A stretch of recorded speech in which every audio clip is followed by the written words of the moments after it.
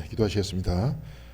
하나님 감사합니다. 귀한 날 허락하여 주셔서 같이 모여 예배할 수 있도록 도와주시고 이 시간 온전히 주님만을 생각하고 주님 나라만을 생각하면서 그 안에서 내가 살아가는 하나님의 백성으로서 또한 나 자신을 바라보고 교회를 바라볼 수 있도록 도와주시는 데 감사드립니다. 세상은 복잡하고 다양하지만 또한 이 가운데에서도 다양한 세계관을 가지고 사람들은 살아가고 있지만 우리는 하나님 안에서 하나님과 함께 살아간다는 그 믿음 안에서 살아갑니다. 주여 우리 모두에게 힘을 주시옵시고 또한 하나님의 백성으로 살아가는 저희들을 부족함 없는 삶이 될 수 있도록 인도하여 주시옵시며 특별히 오늘 말씀을 통해서 우리에게 전해주시려고 하는 하나님의 뜻을 깨달아 할 수 있는 귀한 시간 될 수 있도록 주께서 함께하여 주시옵소서. 오늘 처음과 끝을 주님께 맡겨드리오며 이 모든 말씀 우리 주 예수 그리스도 이름으로 기도드렸습니다. 아멘.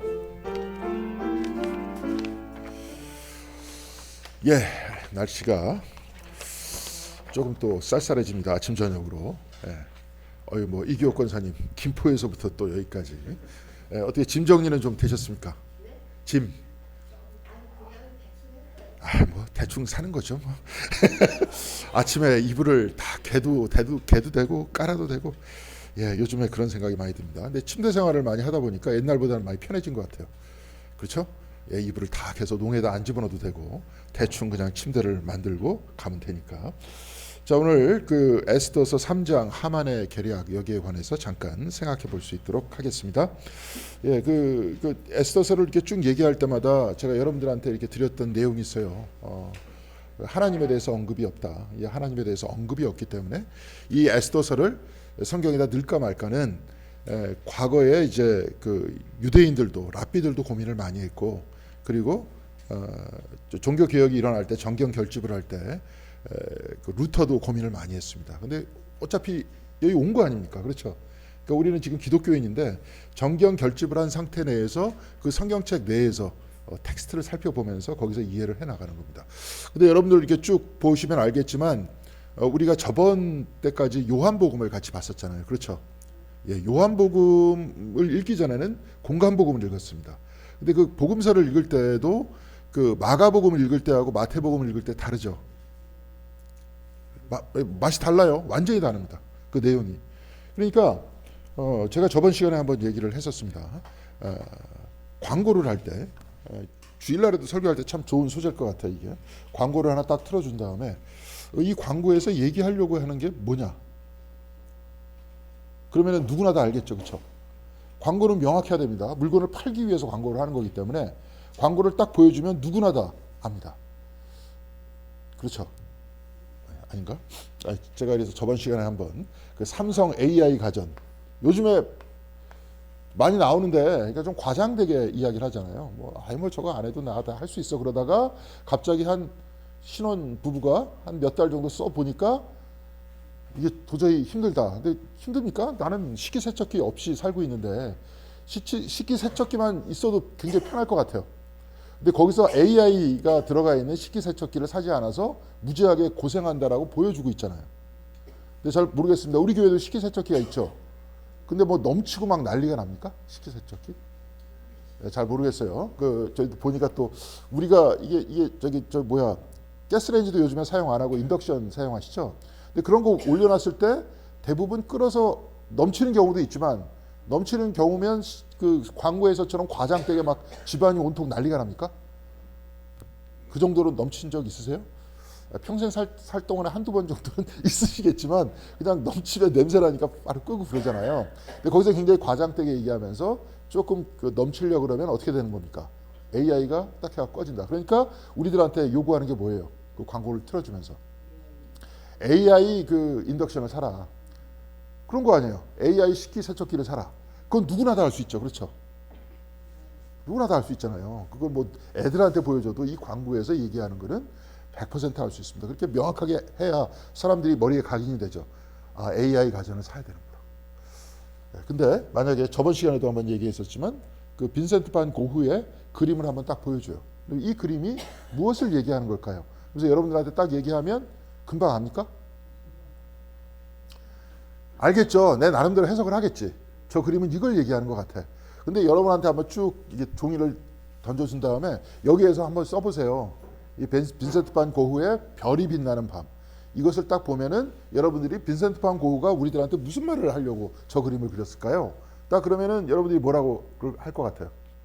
다양하게 얘기하겠죠. 원래 다양하게 얘기해야 되는 겁니다. 해석도 빈센트 반 고흐도 미처 알지 못하는 다른 해석이 있을 수도 있어요. 근데 그런 것들이 쭉 모이는 거 아닙니까? 성경은 어떨까요? 성경이 광고와 같을까요? 마가복음 딱 갖다 준 다음에 여러분들한테 이 마가복음에서는 우리들한테 무슨 말씀을 전해 주시는 걸까요? 그래서 쭉 쓰면은 여러분이 똑같이 나올까요? 아니, 다 다르게 나오겠죠. 광고가 아니니까. 단편적으로 나오는 게 아니니까. 광고는 좁은 틀 속에서 사람들을 세뇌 교육을 시킨 다음에 사도록 만드는 거예요. 근데 성경은 그럴까요? 아닙니다. 성경 읽을 때마다 다를 수도 있어요. 그리고 저번에 제가 먼저 우리 민경실 권사님 아실 겁니다. 최시원이 아버지. 예, 그 인간 교회 안 나오죠? 그 양반은 자기 해석이 100%야. 그래서 목사가 설교를 할 때 약간이라도 다른 이야기를 하면 고개를 벌써 돌려. 그래서 딴짓해. 근데 그 사람은 목사뿐만이 아니고 담임 목사뿐만이 아니고 누가 와도 마찬가지야. 아무도 그 사람 못 가리켜요. 그리고 자기 해석이 맞다 하는 근거는 뭐냐? 없어. 그냥 센 거예요. 근데 마가복음도 마찬가지입니다. 제가 지금 성경을 이야기하려고 했어요. 복음서도 마찬가지예요. 각각의 맛돌이 틀린데 내가 복음서를 가지고 해석하는 해석과 이걸 먼저 알아야 돼요. 주석이라 그러는데 주석은 거기에 대한 그 각각의 그 단어 있죠. 그 다음에 문장의 사용법 이런 것들을 다 처리하는 거예요. 그런 다음에 해석이 들어가는 겁니다. 왜 이것을 썼을까? 그리고 더 중요한 게 우리 자신의 신앙입니다. 우리 자신의 신앙 안에서 이것은 나한테 무슨 말씀을 해주시는 걸까? 그렇죠. 그걸 봐야 될 것 같아요. 지금 여기서 성경 공부를 하면서도 계속 다른 이유는 뭐냐면 이걸 찾아내려고 하는 거예요. 근데 교회에서도 가만히 보면 저도 요즘에 이제 감신대 요즘에 하도 제가 감신대 욕도 많이 하고 난리를 치는데 이게 왜냐면 요즘에 제가 아는 겁니다. 대학원 졸업하는데 논문하고 졸업 시험이 선택이래요. 네? 논문하고 그러니까 대학원을 졸업해서 논문을 써야 대학원을 졸업하는 게 아니라 논문하고 종합 시험을 선택을 할 수가 있대. 논문도 안 쓰고 졸업해요. 대학원을. 문장을 작성을 못 하는 거야. 요즘 목사들 원고 설교하는 사람 봤습니까? 안 해요. 아무나 문장 작성하는 거 하지 못하는 거예요. 저 같은 게 자꾸 그렇게 하는 게 자꾸 이렇게 떠들면 1시간, 2시간 설교할 수 있습니다. 근데 그렇게 하면 안 되잖아요. 예배 시간이 정해져 있는데. 저는 그랬으면 좋겠는데. 옛날에는 종교개혁 때 막 1시간, 2시간씩 막 예배를 드렸대. 설교를 2시간씩 했대. 루터도 그렇고 막 웨슬리도 그렇고. 웨슬리도 설교문 이렇게 보면은 막 엄청나게 많습니다. 한번 우리 읽어봤죠? 저 웨슬리 설교집. 엄청나게 길잖아요. 근데 그걸 다 작성했다는 거야. 그때는 다 작성했어요. 그걸 한번 보세요. 얼마나 논리적인지. 근데 그렇게 못 써, 설교를. 왜? 안 했으니까. 논문 작성도 안 해. 글도 안 쓴 사람이 나와서 목회를 하고 있습니다. 지금. 그러니까 이 사이트라는 거 만담하는 거예요. 이렇게. 실제로 이번에도 가서 죄송합니다. 저기 저 장로님들 이렇게 또 상 받으려고 하셔서 갔더니 앞에서 만담하고 있는데 발이 앞뒤도 안 맞고 네, 그럼 또 뒤에서 욕하는 것 같고 그래서 성경도 제대로 모르고 무슨 말씀인지도 모르고 그냥 떠들더라고요. 앞에서. 그게 현실입니다. 근데 나중에 그런 소리를 계속 듣다 보니까 그게 설교인 줄 알아요. 그게 설교인 줄 알더라고요. 그게 만담하는 게. 이거 지금 보세요. 주석 작업을 거쳐야 되고 해석 작업을 거쳐야 되고 이게 오늘 우리들에게 무슨 이야기를 해주는 것을 알기 위해서는 신학주에서는 조직신학이라고 있습니다. 요즘에는 구성신학이라고 해요. 감신대에서 이거 선택 과목을 딱 하면 아무도 안 들어. 필수는 들어야 돼요. 그래야지 잘 졸업하니까. 강사들한테 저 선택 과목으로 조직신학 해라 하면 아무도 신청 안 해. 왜? 어려우니까. 근데 어려운 게 아니라 이걸 해야 구성을 할 수 있는 거예요. 신학하고 내 삶하고 해석을 통해서 내 삶을 구성하면서 설교를 할 수가 있는 거야. 안 해. 수업 시간에 딴짓이나 하고 진짜 요번에도 보면 한 대여섯 명만 수업 들어요.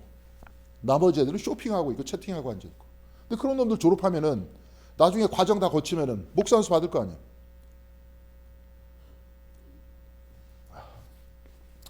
죄송합니다. 여러분들한테 할 얘기가 아닌데 여기서 해서. 근데 너무 한심해서 그렇습니다. 나와서 진짜 교회는 지금 점점 줄어들고 있어요. 제가 왜냐하면 이 책을 읽었습니다. 제가 저 토마시 할리크라는 사람의 요즘에도 이제 아주 그 존경하는 신부님이에요. 책도 아주 깊이가 있습니다. 언제 한번 책 읽기 할 때 그분 책도 좋을 것 같아요. 뭐 그리스도인의 오후라든지 요번에 뭐 이제 상처 입은 신앙이라든지 이런 것도 굉장히 깊이가 있어요. 근데 요번에 그 설교 준비하면서 책을 이렇게 쭉 읽어보니까 그중 내용이 뭐가 있었냐면 마르크스의 자본론을 읽으면서 교회를 떠난 사람은 자기는 보지 못했다. 근데 그 사람 얘기가 아니라 C.S. 루이스 얘기예요. 마르크스의 자본론 때문에 그걸 읽고 교회 떠나는 사람 잘 못 봤다. 근데 누구 때문에 떠나느냐? 이제 거기서는 주교의 멍청한 설교를 들으면서 교회 떠나는 사람 잘 많이 봤다. 왜냐하면 신부니까 주교 얘기하죠. 저는 이제 목사니까 목사의 멍청한 설교를 들으면서 교회 떠나는 사람 많이 봤다는 거예요. 예전에 무슨 변선한 교수 사건 일어났을 때 종교다운주의라 그러면 여러분들이 알겠냐고요. 몰라요. 그 신학 때문에 교회를 다 떠났대, 교인들이. 김홍도 목사가. 근데 김홍도 목사 때문에 교회를 떠난 사람은 얼마나 많겠어요? 예? 감리교회에서. 근데 다 무시해요. 그런 사람의 특징은 다 이런 거 무시해. 자기가 그냥 떠드는 거야. 아까 AI 광고처럼. 요 안에 들어가야지 다 맞다. 근데 그게 안 그렇다니까요. 아까 마가복음, 마태복음, 누가복음 다 다르고 해석하는 것도 다르고 요한복음을 읽어보니까 다 다르죠. 그죠? 요한복음, 마태, 마가, 누가는 하나님 나라를 이야기를 하죠. 그죠? 예수님께서는 천국이 가까웠다 그러잖아. 근데 요한복음에서는 천국에 대해서 뭐라고 얘기합니까? 이미 와 있다 그러고. 그거 굉장히 중요한 말씀입니다. 그러면서 중심이 뭐예요? 요한복음에 영생이잖아요. 천국을 영생이라고 해석을 하죠. 성경도 해석하고 있어요. 그러면 우리가 이 다양한 이야기를 가지고 우리가 우리의 삶 속에서 어떻게 찾아가야 될까요? 어떻게 해야 될 것 같아요? 그래서 계속 성경 공부를 하면서 찾아가는 겁니다. 이게 굉장히 중요해요. 그래서 이것이 설교가. 근데 맨날 AI 광고 같이 설교를 반복하다 보니까 어떻게 되는 겁니까? 저 이렇게 쭉 보면 예배는 이제 안 드리려고 그래요. 여기 안 오잖아요. 수요일 날 시간 많은 사람들도 안 오잖아. 예배를 중요시 못 여겨. 솔직하게 제가 한번 얘기해 볼까요? 여기서도 몇 번 옛날 얘기해 봤는데 야외 예배 딱 가면 뭐라고 얘기할 것 같아? 빨리 예배 드리고 빨리 놉시다. 예, 그냥 앞에 짧게 드리고 나한테도 맨날 설교 짧게 하고 본 게임 시작하지. 근데 뭐 놀러 온 것도 아니잖아요. 교회 와서 임직 같은 걸 주면 일하러 오는데 일하는 거는 막 중요시 여겨. 남들이 평가하니까 자기 일에 대해서. 근데 예배는 빨리 드립시다. 그렇게 생각하고 있는 거예요. 예배는 하나의 어떤 그 뭐라 그럴까요? 그 애국조회 있죠. 애국조회. 중고등학교 다니면 앞에 애국조회 하듯이. 근데 예배 저 요번 주에 이제 순교에 대해서 잠깐 얘기할 텐데 바깥에서도 이제 우리 그 장로님들 순교 하셨죠. 근데 제가 역사책을 이렇게 살펴봤어요. 이번 설교 준비하느라고. 근데 이 세 분들이 납북됐다는 것도 부정확한 얘기인 것 같아요. 그러니까 연락이 끊긴 거예요. 그죠? 납북됐어요? 근데 그 책에는 그냥 연락이 끊긴 걸로 나와 있던데. 끌려갔어요? 네, 끌려갔다. 근데 세 분의 특징이 뭔 것 같아요? 세 분의 특징. 장로 또 있어요. 신학을 공부한 사람들이요. 셋 다. 지식인들이. 그때 당시에 6.25 때까지 그때 당시에 한 사람은 일본에 가서 무슨 신학 공부를 했어요. 그래가지고 종교교회에 있다가 우리 교회로 임명했죠. 그분이 누구지? 한 분은 그렇고 두 분은 저 협성 여자 신학교 옛날에 감신대가 두 개 있어요. 두 개 있었어요. 협성 신학교, 협성 여자 신학교. 그게 합쳐져 가지고 다시 감신대가 된 거예요. 근데 협성 여자 신학교에서 사무로 일하시다가 장로님 사무로 일하시다가 가르치기도 하셨어. 그러다 한 사람도 가르쳤었어요. 셋 다 지식인이야. 신학적 지식인이야. 그러니까 끌고 갔어요. 맞죠? 네. 근데 그분들이 왜 그러면 순교를 당했어요? 자기 신부를 속이든지 아니면 도망가든지. 근데 뭔가 있을 것 같아요. 안 도망갔어요? 그건 잘 모르겠는데. 또 순교 내러티브가 있죠. 우리는 자꾸 그 서사에 대해서 막 찬양하길 원하잖아요. 그리고 그분은 얼마나 겁났겠어요. 목숨이 왔다 갔다 하는 건데. 지금 막 재판 받고 막 앞에서 국정조사하고 다 그럴 때 보면 사람 다 거짓말하잖아요. 왜 거짓말하는 거예요? 살려고 거짓말하는 거예요. 깜빡 1년이라도 들어가려고 거짓말하는 거 아닙니까? 근데 그들 마찬가지 아니에요. 목숨이 왔다 갔다 하는데 여기서 내가 계속 이걸 신념을 주장을 할까 말까. 그렇죠? 그런 것도 왔다 갔다 할 거 아니에요. 그 내부적인 심리도 왔다 갔다 할 거 아니에요. 근데 중요한 걸 보면 이런 형태의 어떤 단일적으로 신앙을 생각한 건 아닐 거 아니에요. 우리처럼. 빨리 예선 게임 빨리 시작하고 본 게임 시작합시다. 이런 신앙을 가지고 있었더라면 그분들이 순교를 당했겠냐고요. 그냥 예배는 그냥 세레모니 앞에서 하는 거고 본 게임은 나중에 이렇게 하는 거다. 이렇게 생각을 가지고 있으면 얼마든지 벌릴 수 있죠. 그런 신앙은. 그럴 수 있잖아요. 그러니까 중요시 여기자고. 예배 드릴 수 있는 걸 중요시 여기고, 그리고 세계관 중요시 여기자고요. 이 말 한마디만 말씀드리고 얘기하겠습니다. 지금 에스더서가 왜 다른가 이런 이야기를 해서 그래요. 전도서를 여러분들이 나중에 읽을 때도 다르고, 지금 새벽 기도회 때마다 시편을 읽는데 다윗 시편하고 또 고라자손 시편하고 좀 다르죠. 또 달라요. 각각의 세계관 속에서 신앙 고백이 달라요. 근데 물론 공통적인 신앙 고백이 있죠. 뭡니까? 우리는 하나님을 믿죠. 그리고 삼위일체를 믿잖아요. 그렇죠? 우리는 하나님, 누굽니까? 그리스도, 성령. 그러면서 우리가 이렇게 삼위일체인 이유는 뭐라 그랬어요? 사람을 헷갈리게 만들기 위해 삼위일체가 아니라 뭡니까? 창조주이시면서 지금도 우리 안에 함께 계시면서 우리를 구원하시는 분이에요. 그러니까 이거를 넓게 봐서는 마이스터 에카르트 같은 경우에는 어떻게 얘기했냐면, 마이스터 에카르트 전에 이제 저기 그 뭡니까? 스코트스 에리우게나라고 아일랜드 사람이 있어요. 이렇게 돈이 좀 있으면 켈트 형성을 공부하기 위해서 한번 쫙 거기 갔으면 좋겠는데, 근데 그 사람은 뭐냐면, 쉽게 얘기해, 우리가 장례식 때마다 얘기할 때마다 하나님으로부터 와서 하나님께로 간대. 하나님께로부터 나와서 하나님께로 간대. 이 이야기를 가지고 에카르트는 뭐라 그랬냐면, 하나님으로부터 들어가는 문과 나오는 문은 같대. 하나님으로부터 왔으니까 하나님께로 가는 거잖아요. 이거를 성경책으로 한번 딱 설명을 해볼게요. 성경책 안에서는 우리가 이번 주에도 한번 설교를 했었습니다. 창세기 2장 7절에 뭐라고 나와 있습니까? 하나님께서 흙으로 사람을 만드시고 그 코에 생기를 불어넣으시 사람이 생기가 됐다. 근데 이런 말 하나를 쭉 보더라도 신학적으로 이야기할 수 있겠지만, 신학적으로 얘기하고 머리로 알고 끝나면은 별 의미가 없어요. 근데 더 중요한 건 뭡니까? 어디에 응용하면 됩니까, 우리? 기도에 응용할 수 있습니다. 우리 침묵기도 하시죠? 침묵기도 하시는 분들은 힌트를 드릴게요. 숨 쉬는데 숨의 처음과 끝을 잘 보세요. 여기서 성경책에 기록된 바는 뭐냐면, 숨은 누구한테부터 오는 겁니까? 하나님부터. 숨을 처음에 들어 마실 때 처음을 잘 봐요. 처음을 잘 봐. 이거 과학적으로 생각하지 마세요. 이건 영성적으로 봐야 돼요. 처음에 들어올 때 하나님으로부터 와. 내뿜죠. 내뿜죠. 왔다 갔다 하죠. 그 숨은 끝났어요. 그 숨은 살았다가 죽었습니다. 어디서부터 옵니까? 하나님으로부터 왔다가 하나님께로 갑니다. 매 순간. 에카르트가 창조를 했다 그랬어요. 창조는 뭘로 했습니까? 성경책에서 말씀을 뭐라 그랬습니까? 하도 많이 얘기했습니다. 요즘에 다바르, 히브리어입니다. 이게 뭐라 그랬어요? 힘이라 그랬죠. 그래서 창조된 모든 물질은 뭐 안에 있습니까? 하나님의 힘 안에 있어요. 이거 과학적으로도 요즘에 나오죠, 그죠? E = MC 자승이라 그러죠. 물질은 뭡니까? 에너지가 뭉친 겁니다.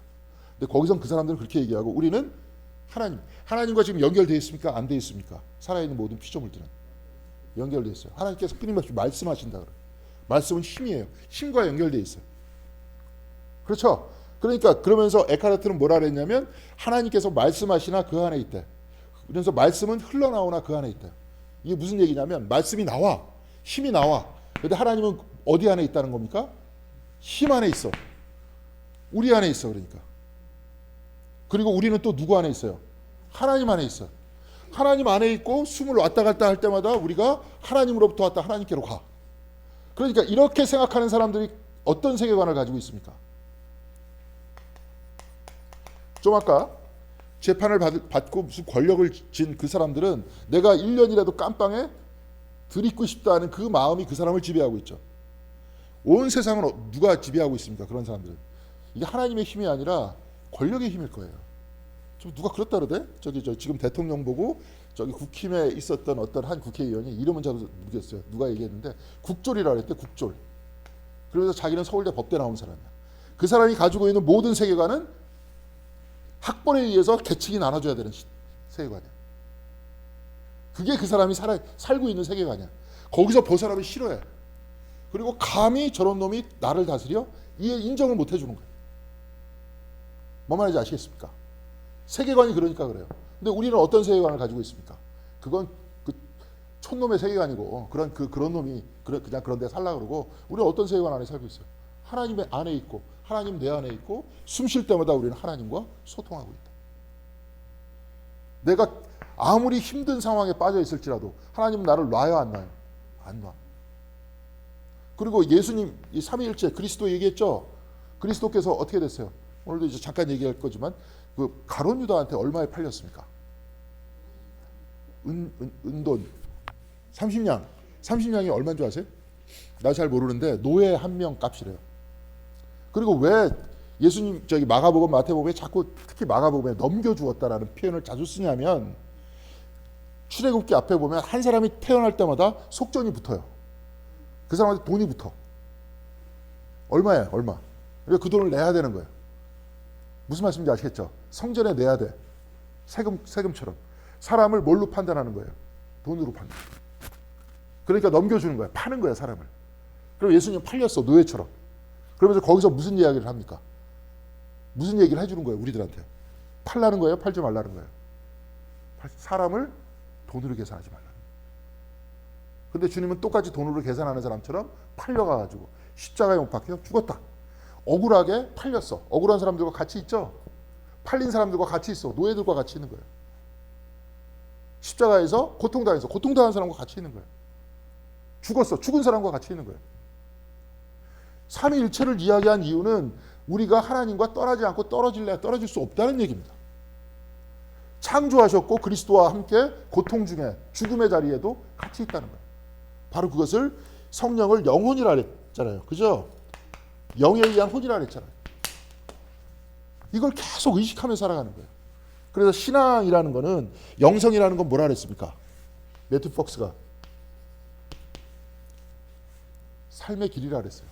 어떻게 사느냐요. 우리는 이렇게 사는 겁니다. 이런 세계관 안에서.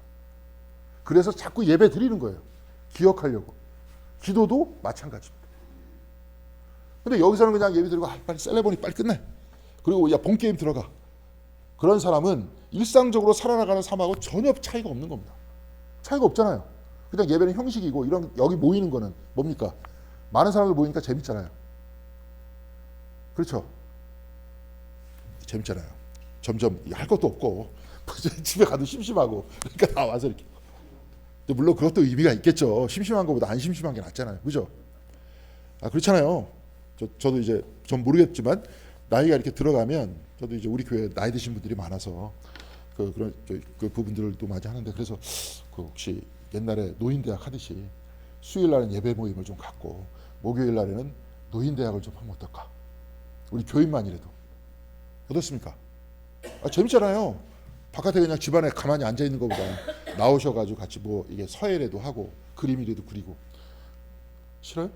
그걸 연구를 아니 근데 원종에 있을 때 그 어떤 분 어머니가 지금 돌아가셨는데, 그 거기도 이제 대학이 있어요. 대학이 이제 방학, 노인 대학인데 방학을 하면 개학할 때 이렇게 기다리신대.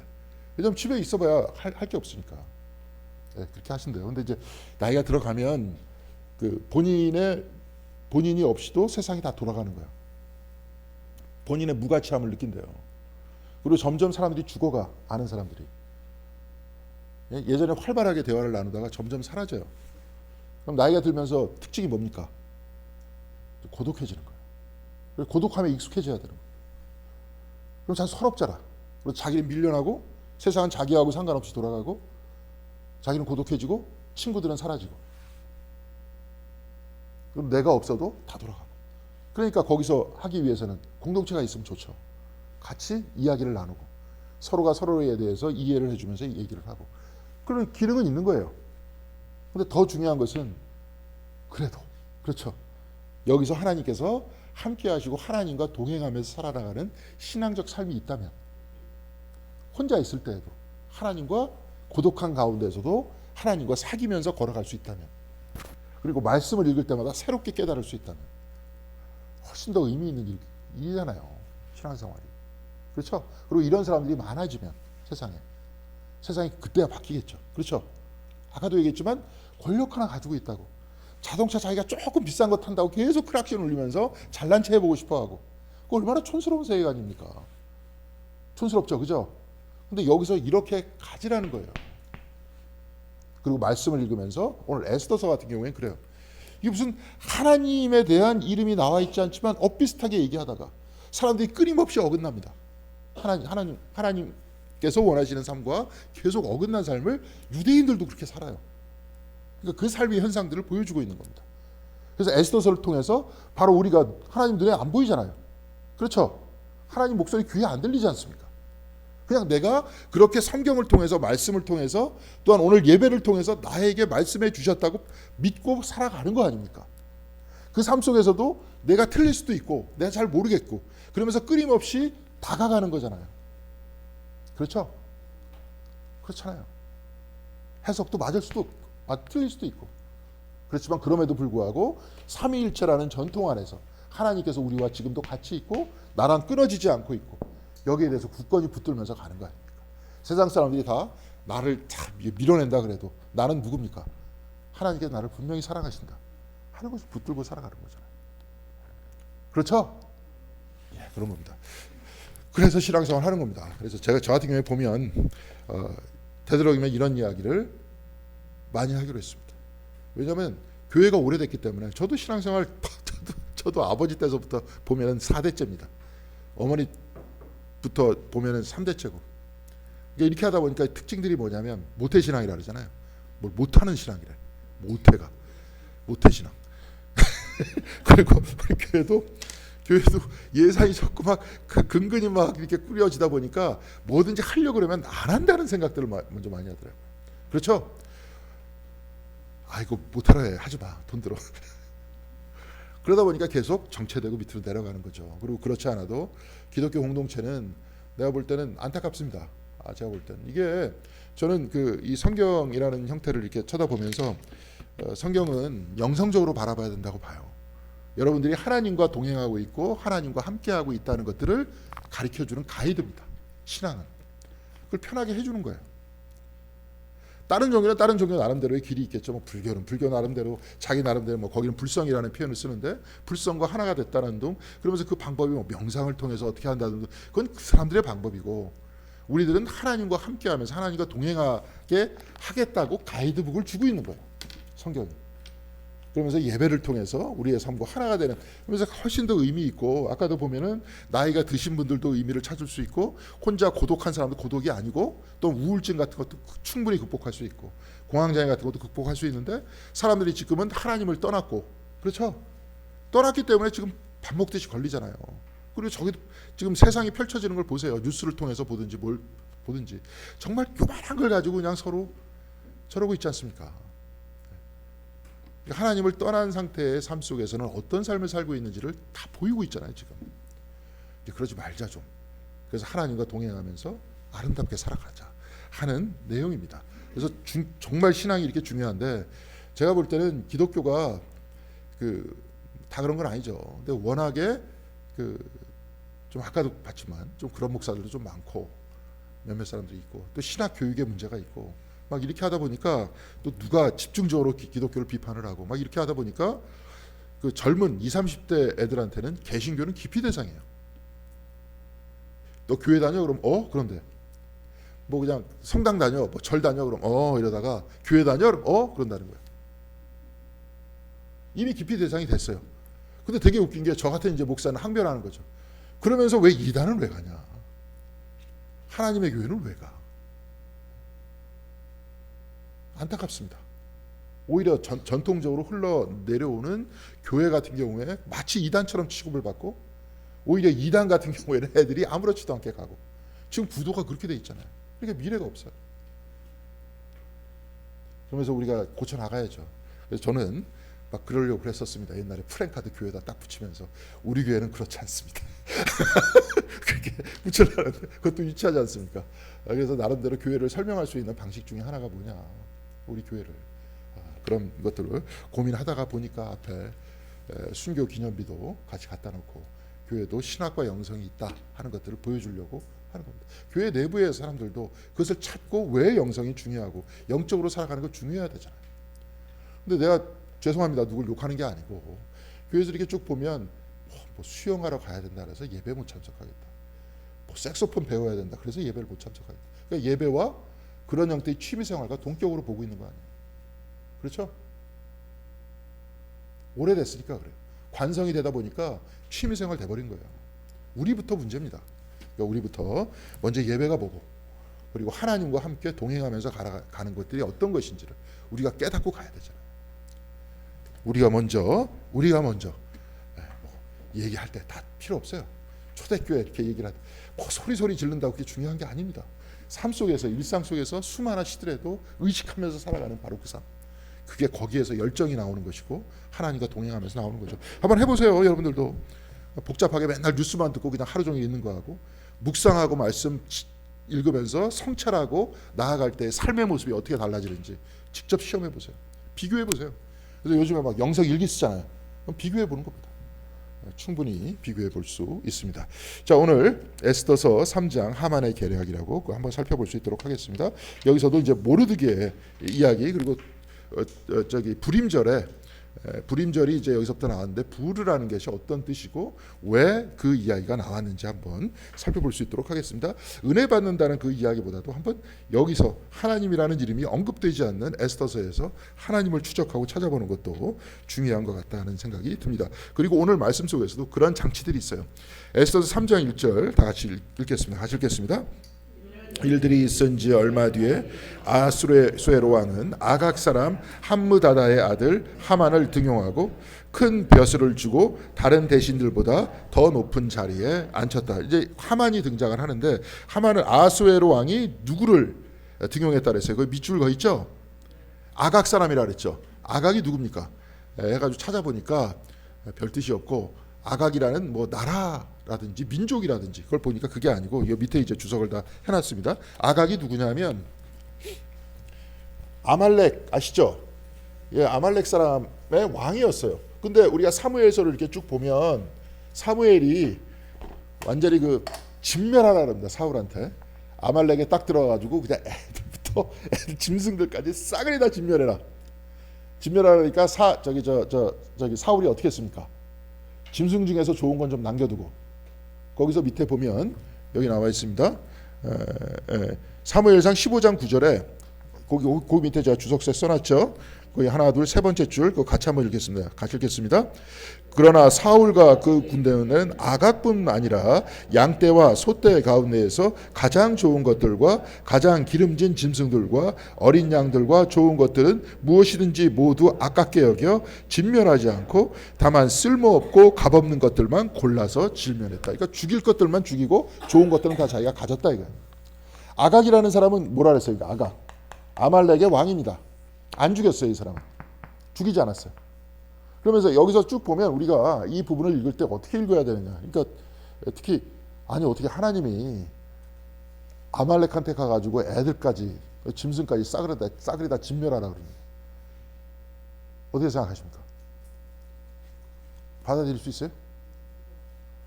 무슨 완전 폭력이잖아요.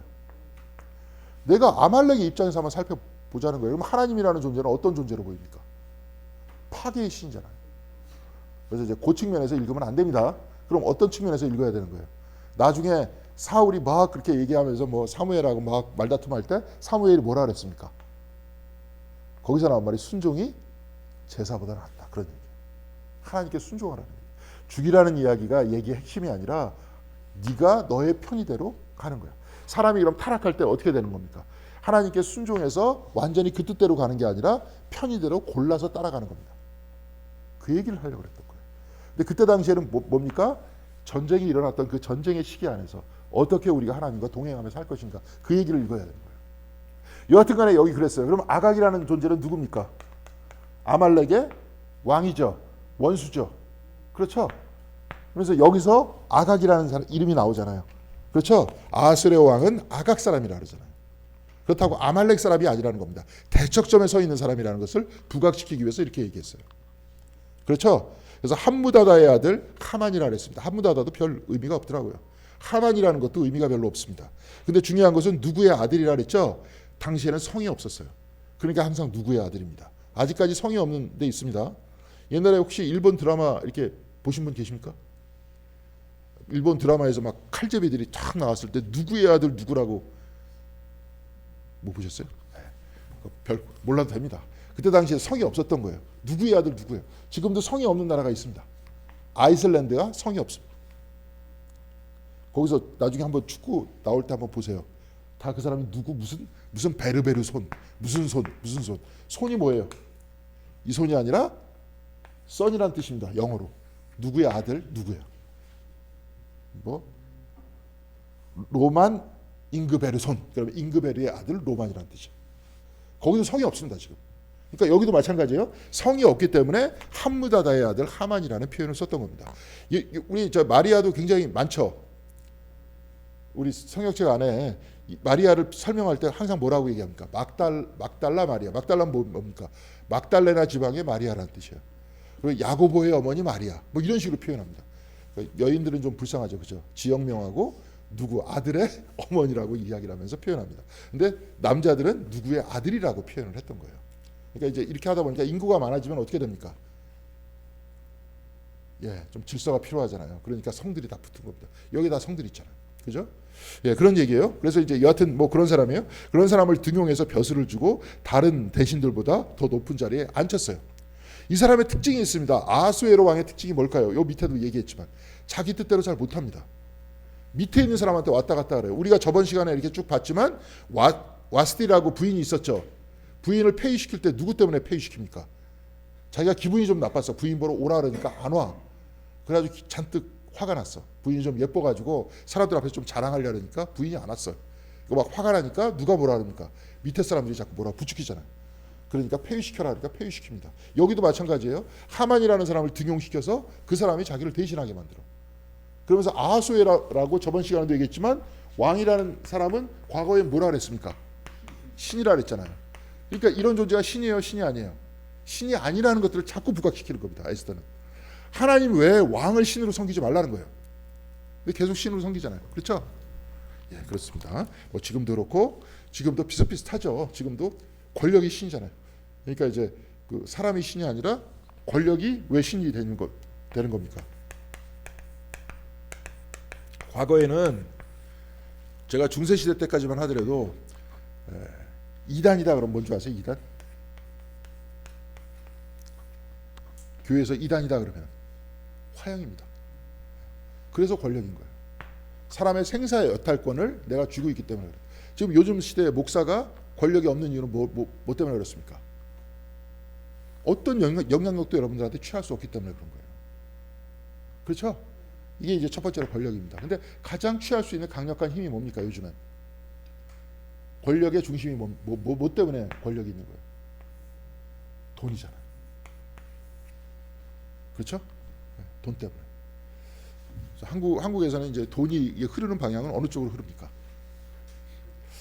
이번에도 가만히 보니까 뭐 이렇게 법대 나온 사람들, 법하고 관련된 사람들은 형량이 적더라고요. 보니까 형량을 맞더라도. 왜냐하면 다 자기네들 알았던 사람들이잖아요. 같이 법했던 사람이니까. 그래서 제일 중요한 건 한국에서는 알아야 돼. 그래서 제 친구 중에서 사업하는 친구가 있었는데 걔가 그렇게 얘기하더라고요. 한번 계약을 맺기 위해서 끝까지 가야 된대. 술집에서도 완전히 요즘 애들 말로는 꽐라가 될 때까지 마시고 남들이 가지 말아야 될 장소까지 같이 가면서 난리를 치면서 그 다음날 얼굴을 보면 형제 같대. 형제 같대 서로. 그렇게 갈 때까지 가면. 그래서 한국에 술집들이 이상한 술집들이 많은 거예요. 계약 체결하기 위해서. 그래서 무조건 알아야 되는 거예요. 그래서 알면 유리한 거예요, 나한테. 모르면. 한국 모르면 적이에요. 그게 유교문화입니다. 모르면 적되는 겁니다. 무조건 알아야 되는 거예요. 근데 여하튼간에 이제 권력은 그렇게 뭐 이렇게 간다고 치고. 자, 그래서 2절 같이 읽겠습니다.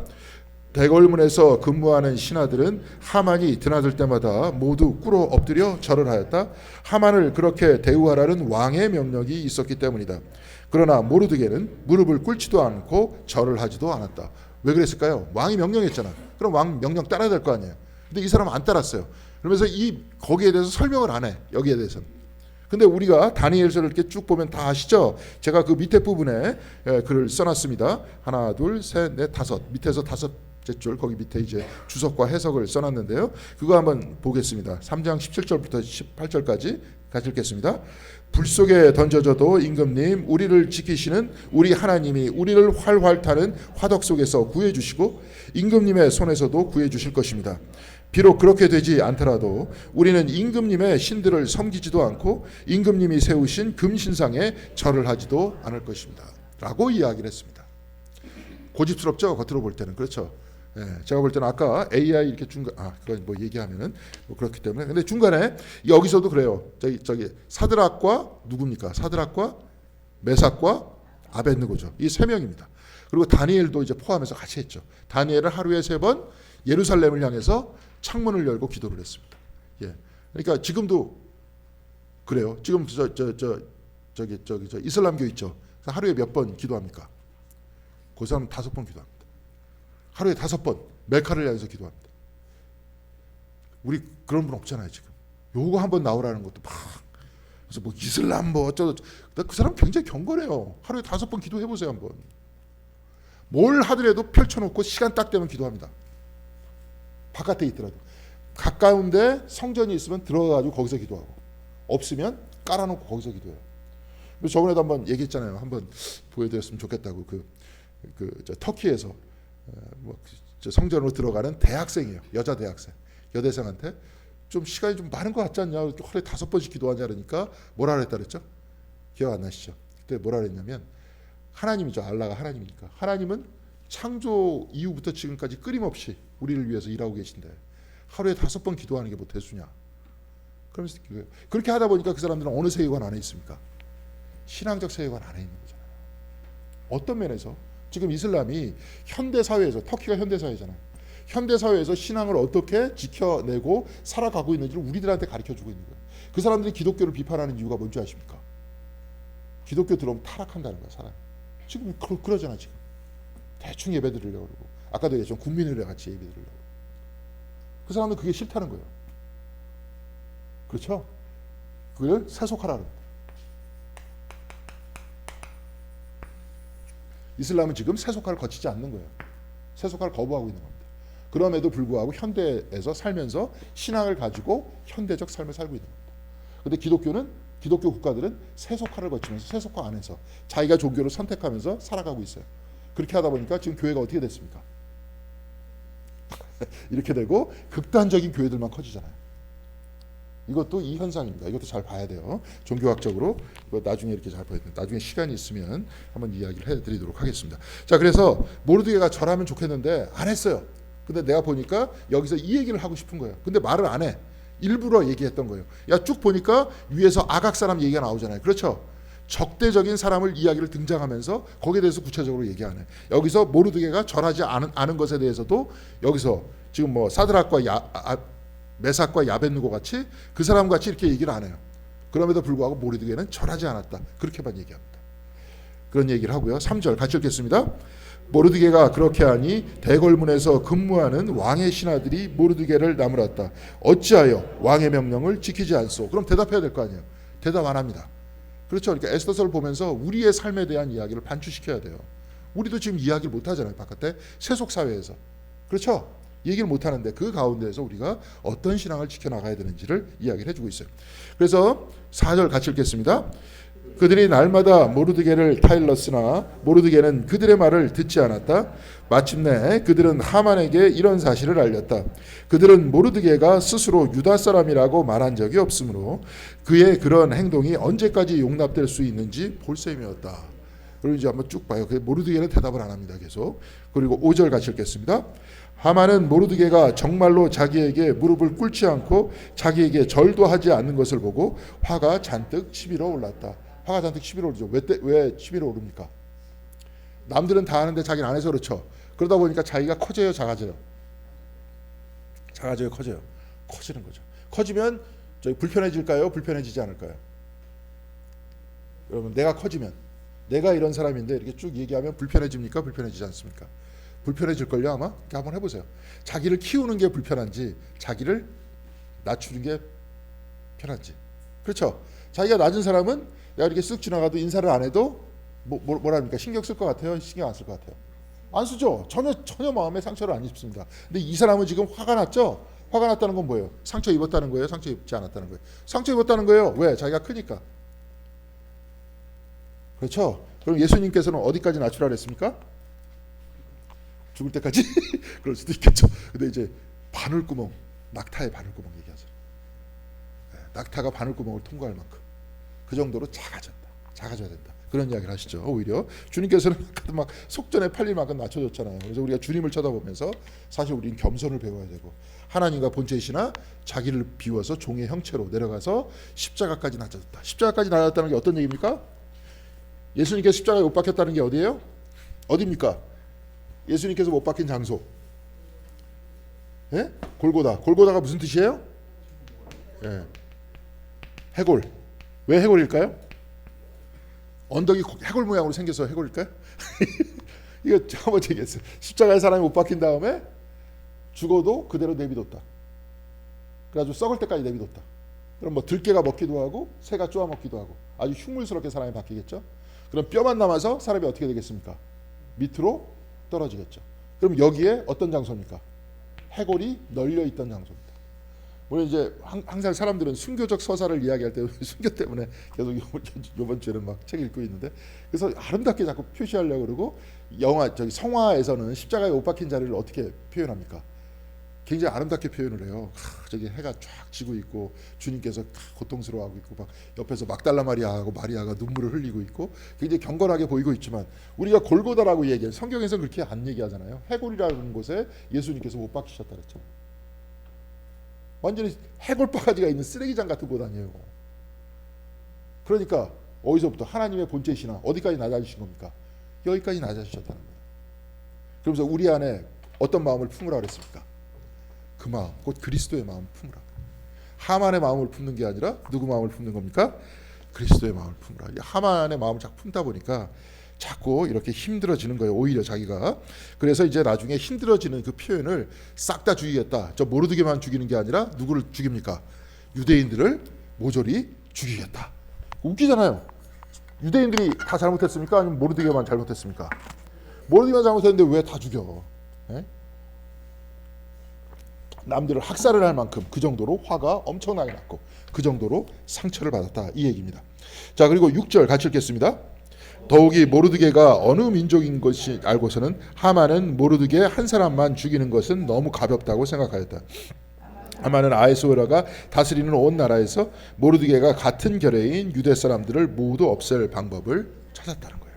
예. 근데 여기서 쭉 보면은 이들이 아말렉 뭐 서로 왔다 갔다 아까 아각이라 그랬잖아요. 그렇죠? 싹 다 죽이라고 얘기가 나왔잖아요. 반대편에서 이들이 보복하는 거죠. 아각이 아말렉의 왕이라 그랬잖아요. 사울이 어떻게 했습니까? 아말렉을 진멸했잖아요. 그러니까 이 사람은 또 유대인들을 진멸하려고 그러는 거잖아요. 그렇죠. 근데 여기 쭉 보니까 제가 이게 봐요. 밑에 이렇게 쭉 보니까 하만은 죽이려고 했지만 나중에 유대인들은 하만 쪽 7만 5천 명을 죽입니다. 에스더서에서. 잘한 거예요? 잘못한 거예요? 에스더에서는 거기에 대해서 하나님 얘기를 안 하는 이유가 이래서 그래요. 그런데도 막 불임절날 막 이렇게 얘기를 하는데 자 이렇게 쭉 보면 여러분들 저 기억나실 겁니다. 신명기서에서 뭐라고 나와 있냐면 거기 나와 있습니다. 신명기서 19장 21절에 목숨에는 목숨으로 눈에는 눈으로 이에는 이로 손에는 손으로 발에는 발로 갚으십시오. 그러니까 누가 내 발을 부러뜨리면 나는 어떻게 해야 되는 겁니까? 제 발 부러뜨리면 돼. 이빨을 내가 싸워가지고 팍 맞아 내 이빨이 부러져갖고 나와. 그럼 나도 어떻게 해야 됩니까? 이빨을 부러뜨려야 돼요. 근데 중요한 것은 이해는 이해만 하는 거예요. 이빨 부러뜨렸는데 눈을 또 때려가지고 눈탱이를 밤탱이로 만들면 돼요, 안 돼요? 안 되는 거예요. 이빨은 이빨로만 하는 거예요. 다리가 했으면 다리로. 그러니까 보복이라는 건 어떤 겁니까? 신명기서에서 보복은 1대1로 보복하는 거예요. 근데 이건 우리가 되게 웃기잖아. 무슨 보복을 해, 보복을 하길. 요즘에는 보복을 누가 대신해 줍니까? 법정에서 해주잖아요. 국가에서 해주잖아. 그러니까 사람들이 안 건드리는 거 아니에요. 그러니까 이런 식의 이야기를 하는데 예수님께서는 뭐라고 말씀하셨습니까? 오른쪽 뺨 때리면 어떻게 하라 했어요? 왼쪽 뺨 때라. 보복하지 마. 너로서 끝내. 근데 1대1로 이야기하는 이유는 뭐냐면은 이때 당시에 함무라비 법전에 의하면 3대1로 보복을 했어요.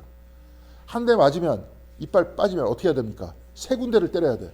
이빨도 부러뜨리고 눈탱이도 밤탱이로 만들고 갈비뼈도 부러뜨리고 3대1로.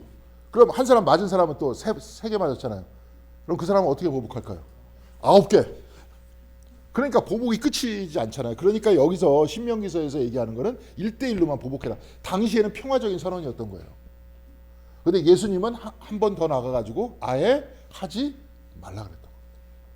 그래서 너로서 끝내라는 소리야. 근데 여기서도 가만히 보니까 복수가 계속되죠. 그죠? 아말렉 죽였다 그러니까 여기서도 죽이려고 그러고, 근데 안 죽였잖아요. 아무도 안 죽었잖아요. 근데 가가지고 7만 5천 명을 죽였어요. 나쁜 짓을 했던 겁니다. 그러니까 그 이야기를, 제일 중요한 얘기는 성경은 다 얘기를 합니다. 성경책 보면은 좀 얘기하지 않았으면 좋겠던 얘기 있지 않습니까? 그런 얘기 많은데 그냥 다 얘기해요. 성경은 그래서 있는 그대로 얘기를 하는 겁니다. 자, 그래서 그 다음에 한번 볼 수 있도록 하겠습니다. 7절 같이 읽겠습니다. 아하수에로 왕 12년 첫째 달 니산월이다. 사람들은 유다 사람들을 어느 날에 죽일지 그 날을 받으려고 하만이 보는 앞에서 주사이의 일종인 부르를 던졌다. 주사이가 12째 달인 아달월 13일에 떨어졌다. 이게 뭐 제가 원래 다 적으려고 했는데 적어서 우리가 또 알아서 뭐 합니까? 근데 이스라엘 사람들이 얘기하는 게 뭐냐면 니산월이 뭐냐면 니산월에 던졌어요. 주사이를. 니산월은 1월 달입니다. 아달월은 언제예요? 12월이에요. 그러니까 우리하고 또 달수 계산이 좀 틀려요. 근데 우리 거라고 그냥 생각을 해요. 뭐 우리가 이제 4월 달, 5월 달이 1월이라고 생각하는데, 근데 그거는 이제 그 사람들 계산법이고 1월 달에 해서 12월 달에 잡아 죽이겠다는 거예요. 그러니까 사람들은 1월서부터 이게 되게 웃깁니다. 매를 맞을 때 언제 맞을 때가 제일 낫습니까? 제일 먼저 맞을 때가 제일 나을까요? 아니면 제일 끝에 맞을 때가 제일 나을까요? 안 맞아봐서 몰라요? 근데 제가 학교 때 막 단체 기합할 때 다 때리잖아요. 저는 번호가 뒷번호야. 키가 커서 70명, 막 그때 70명 있었어요. 70명. 여기 다 아실 겁니다. 68번이야. 근데 1번서부터 맞는데 저는 뭡니까? 68번 뒤에서부터 맞으면 굉장히 괴롭습니다. 그러니까 아예 저부터 그냥 맞으면 괜찮은데 이제 그렇게 됐던 거예요. 그러니까 여기서도 마찬가지입니다. 그 괴로움을 주는 거예요. 그래서 12월 달에 그렇게 12월 그것도 30일이에요. 가장 끝에 몰살할 계획을 가지고 있었다. 그러니까 유대 사람들이 하만이 저렇게 몰살할 기회를 가지고 있었다 하면은 어떤 내용입니까? 겁내잖아요. 1년 내내 공포 속에 살아야 되는 거 아니에요. 자, 그래서 쭉 그대로 읽겠습니다. 8절 같이 읽겠습니다. 하만은 아하수에로 왕에게 말하였다. 임금님께서 다스리시는 왕국의 여러 지방에 널리 흩어져 사는 민족이 하나 있었는데 그들은 자기들끼리만 모여서 삽니다. 그들의 법은 다른 어떤 백성들의 법과도 다릅니다. 더욱이 그들은 임금님의 법도 지키지 않습니다. 임금님께서 그들을 그냥 두시는 것은 유익하지 못한 일이라고 생각합니다. 그들은 반란자라는 거예요. 뭉쳐진 힘인데 거기서 특별히 여기서 뭐라고 했냐면 여러 지방에 널리 흩어져 있다. 이건 뭐냐면 없는 데가 없다는 거예요. 각각의 구석구석 이스라엘 사람들이 유대인들이 없는 곳이 없는데 자기 나름대로의 법도를 따른다. 이것은 곧 언제든지 잠재적으로 반란을 일으킬 수 있는 사람이다. 이런 얘기예요. 자, 저도 그 초대교회 얘기를 했었습니다. 그 로마 시대 때 로마는 종교 관용주의라 그랬어요. 모든 종교에 대해서 다 인정을 해줬어요. 네? 유대교도 인정을 했었습니다. 근데 유독 기독교만 박해를 했어요. 왜 그랬다 그랬습니까? 그렇죠, 신. 예, 이제 기억을 하시네요. 반복을 하니까. 신. 예수 그리스도잖아요. 예수가 그리스도다. 얘기했기 때문에. 그리스도는 뭐라 그랬어요? 그리스도는 신이라는 뜻인데 신의 아들이에요. 여기서 그리스도는 메시아를 그리스도로 바꿨잖아요. 그러니까 여기서도 아우구스토 그리스도라 그랬어요. 황제가 신의 아들이에요. 근데 황제가 신의 아들인데 황제가 아니라 누구를 신의 아들이라 그랬습니까? 예수. 그러니까 이 사람들은 뭡니까? 반란자예요. 그렇기 때문에 죽인 거예요. 그래서 저번 시간에도 한번 얘기했지만 기독교인이 되는 첫 번째 기준이 뭐라 그랬습니까? 나는 그리스도인입니다. 이거를 사람들 앞에서 얘기해야 됐어요. 만만하지 않았습니다. 신앙생활. 이렇게 해서 전해져 내려왔어요. 이 순교의 역사를 통해서. 근데 이제는 아까 얘기했지만 이 성경책 하나도 얼마나 귀한 줄 아십니까? 네? 지금 막 얘기해가지고 막 대충 막 이러지만 루터 시대에도 성경책 전체가 한 권이 있는 곳이 교황청밖에 없었어요. 라틴어로 번역된 성경책 한 권이. 최초로 루터가 우리 한번 영화 봤죠? 한번 루터. 최초로 번역을 하잖아요. 신약 성경. 그러면서 거기서 루터를 지지해줬던 영주가 다 교황청에서부터 내려왔었던 모든 범을 다 치워라. 마치 개신교처럼 가는 거죠. 그러면서 성경을 보니까 성경을 아주 기뻐하면서 받으면서 성경책 한 권이 있잖아요. 그 집에. 이게 개신교적 마인드라는 거예요. 다 무슨 전통 다 필요 없어. 말씀 안에서 우린 살 거야. 근데 지금은 하도 이렇게 있다 보니까 뭡니까? 뭐 이런 식으로 보잖아요. 이게 푸교로워질 때 오히려 하나님과 벌어질 수 있는 겁니다. 그때 당시에. 자, 이렇게 쭉 이야기를 했어요. 그러니까 9절에 뭐라고 얘기했냐면 같이 읽겠습니다. 임금님께서만 좋으시다면 그들을 모두 없애도록 조서를 내려주시기를 바랍니다. 그러면 저는 은화 10,000달란트를 임금님의 금고 출납을 맡은 관리들에게 주어서 입금시키도록 하겠습니다. 내가 10,000달란트 줄 테니까 입금해 줄 테니까, 그렇죠? 10,000달란트 여러분들 계좌에 쏴줄 테니까 저 사람을 다 없애라 그래요. 그러니까 왕을 오히려 뭡니까? 청부살인을 하게끔 왕을 만드는 거야. 돈 줄 테니까 죽여달라고. 그러니까 왕은 또 뭐라고 얘기했냐면 10절 같이 읽겠습니다. 그러자 왕은 자기 손가락에 끼고 있는 인장 반지를 빼서 아각 사람 함므다다의 아들 유다 사람의 원수 하만에게 맡겼다. 그냥 빼가지고 맡겼어요. 반지. 우리가 예전에 한번 보세요. 여자들은 왕한테 나아갈 때 어떻게 해야 됐어요? 허락받고 가야 됐죠. 근데 하만은 허락 받았습니까? 안 받았습니까? 이거 허락도 없어요. 그리고 오히려 왕은 하만한테 뭘 줍니까? 가락지까지 빼줘. 남성 중심 권력이라는 거죠. 이렇게 비판하고 있어요. 쭉 얘기했습니다. 그래서 11절 같이 읽겠습니다. 왕이 하만에게 일렀다. 그 돈은 경의 것이요 그 백성도 경에게 맡길 터이니 알아서 좋을 대로 하시오. 돈 줄 필요 없어. 돈 그냥 킵하고 있어. 네가 가지고 있어. 그리고 그냥 알아서 맡길 테니 죽여. 여기서 맡긴다는 게 뭡니까? 넘겨줬다는 거예요. 여기서 밑에 이야기를 했습니다. 제가 쭉 얘기할 때 그 하만 자체가 하만의 것이라고 말이고, 그리고 나탄이라는 뜻이 히브리어가 있는데 그게 이제 나중에 70인역으로 히라버로 바뀝니다. 성경책이 구약과 신약이 있는데요. 구약은 뭘로 어느 언어로 돼 있습니까? 히브리어로 돼 있어요. 신약은 뭘로 돼 있어요? 히라버로 돼 있어요. 근데 구약을 이렇게 쭉 읽다 보니까 나중에 히브리어를 모르는 유대인들이 생겨났어요. 히랍 식민지였기 때문에. 그래서 히라버로 바꿉니다. 구약 성경을. 히라버로 바꿀 때 그걸 뭐라 그러냐면 70인역이라 그래요. 불가타라 그러기도 합니다. 70인 왜 70인역이냐? 그것도 웃겨요. 70인이 다 구약 성경을 각자 번역을 했는데 나중에 딱 맞춰보니까 똑같았다. 똑같았다. 그래서 70인역 성경이에요. 그러니까 신약 성경에서 인용하고 있는 구약 성경은 히브리어를 인용하고 있는 게 아니라 70인역을 인용하고 있습니다. 무슨 말씀인지 아시겠죠? 바울도 70인역을 인용하고 있는 거예요. 근데 여기서 뭐라고 번역을 했냐면 디돔이라고 번역을 했어요. 이게 뭐냐면 넘겨주다 할 때 파라디돔입니다. 어근이 같아요. 파른 거예요. 그래서 예수님을 넘겨주었다. 이런 게 뭡니까? 마가복음에서 제가 좀 아까 얘기했잖아요. 넘겨주었다는 건 뭡니까? 팔았다는 거예요.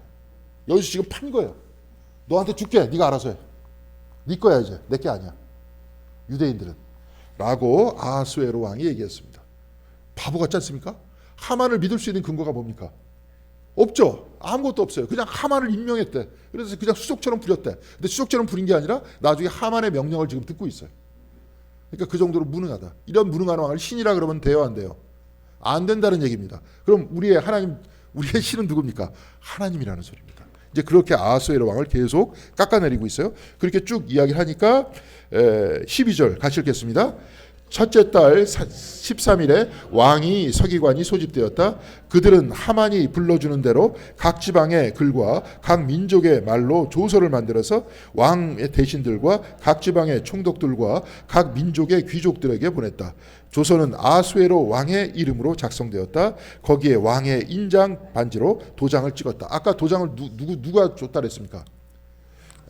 이게 뭐냐면 우리하고 좀 다른 게 그 도장이 저 반지가 은가락지가 아니에요. 그러니까 제가 그림을 잘 그리면 좋은데 그냥 이해하면서 보세요. 쫙 이렇게 돼 있어요. 딱 이렇게 돼 있어서 이렇게 돼 있습니다. 이게 반지예요. 그럼 이 반지로 뭘 찍을까요? 요즘엔 인주로 묻혀 찍잖아요. 과거에는 인주가 아니라 무슨 액체가 있습니다. 빨간 액체가 있어요. 거기다 쭉 뿌리면 거기다 꽉 찍어요. 그럼 요 모양이 남겠죠. 요 반지를 줬어요. 그러니까 우리식으로 따지면 뭡니까? 우리나라식으로 따지면 인감이 아니고 옛날 왕이 가지고 다니는 인감 뭐예요? 옥새. 옥새를 이 인간이 정신이 없는 거예요. 이 사람한테 옥새를 준 거야. 그러니까 지금 하만이 옥새를 찍었어. 줬으니까. 자, 하여튼 한심한 이야기입니다. 그래서 넘겨준다는 얘기는 좀 아까 그 이야기를 했습니다. 다 팔아버린 거예요. 그래서 13절 같이 읽겠습니다. 그렇게 한 다음에 보발꾼들을 시켜서 그 조서를 급히 왕이 모든 지방으로 보냈다. 그 내용은 12째 달인 아달월 13일 하루 동안에 유다 사람들을 남녀노소 할 것 없이 모두 죽이고 도륙하고 진멸하고 그들의 재산을 뺏으라는 거였다. 그렇게 이제 다 조서를 보냈어요. 그러니까 유대인이 다 봤을 거 아니에요. 야, 그럼 내가 이거 어떻게 해야 되냐? 도망가야 되냐? 막 여기 있어야 되냐? 막 이런 얘기 나올 거 아니에요? 그러니까 이제 그래요. 그러면서 14절 같이 읽겠습니다. 각 지방에서 그 조서를 법령으로 공포하여 각 민족에게 알리고 그날을 미리 준비하게 하였다. 미리 준비하겠다. 아까 자 기억하시죠, 그죠? 뒷번호에 있는 애는 맞을 때 겁난다 그랬죠. 1월 달에 조서를 내리니까 1년 동안 내내 뭐 하라는 겁니까? 불안에 떨라는 겁니다. 예, 그런 다음에 다 죽이겠다는 거예요. 그래서 15절 같이 읽겠습니다. 왕의 명령이 떨어지자 곧 보발꾼들이 떠나고 도성 수산에도 조서가 나붙었다.